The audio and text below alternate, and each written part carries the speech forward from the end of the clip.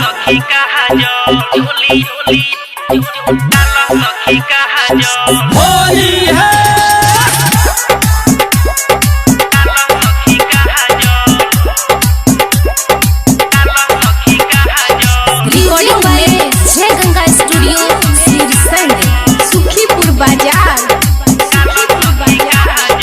होलिया में चोलिया रंगाला सखी कहा जो अच्छा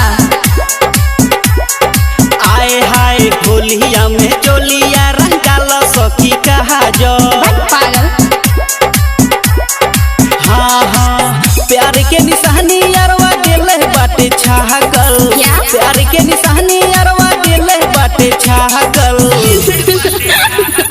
होलिया में चोलिया रंगाला सखी कहा जो आए हाय होलिया में चोलिया रंगाला सखी कहा जो अच्छा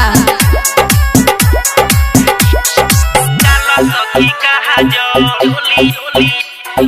डाला सखी कहा जो डीजे उमेश डाला सखी कहा जो सुखीपुर बाजार डाला सखी कहा जो पागल या रंगाला सखी कहा जो डाला सखी कहा जो रहंगे अबीर ले आके क्या जो होता को बेसे आके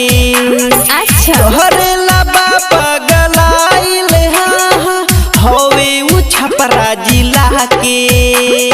पागल रहंगे अबीर ले आके जो होता को बेसे आके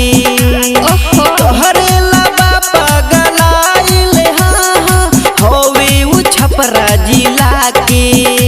पागल बिहलू गिराई तू उम्मीद ओकर साहजो अच्छा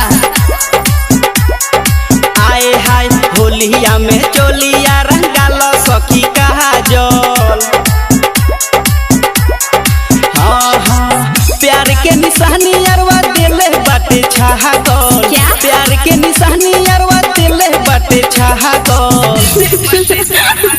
होलिया में चोलिया रंगाला सखी कहा जो ओके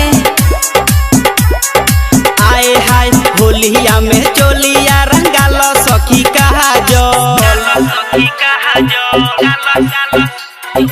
डाला सखी कहा जो डीजे उमेश डाला सखी कहा जो सुखीपुर बाजार डाला सखी कहा जो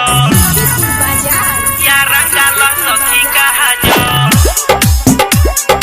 डाला सखी कहा जो भरता हमसे नी हो रहा हाँ बैठल बिछा के बबोरा ओहो डाले खातिर रंग सुनिले हाँ भावे बोलावत ये कोहरा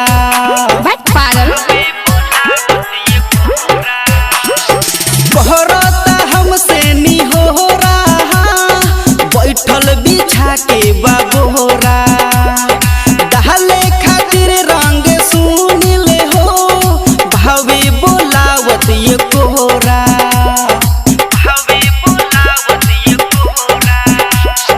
केतनो भगौनी गुरु रंजित नहीं भागो क्या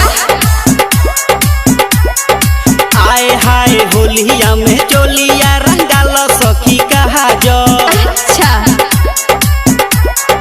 हाँ हाँ प्यार के निशानी अरवा दिले बाटे छागल प्यार के निशानी अरवा दिले बाटे छागल होलिया में चोलिया रंगाला सखी कहा जो क्या आए हाय होलिया में चोलिया रंगाला सखी कहा जो चला रंगवाइए लेतानी रिकॉर्डिंग बाई जय गंगा स्टूडियो सुरसंड।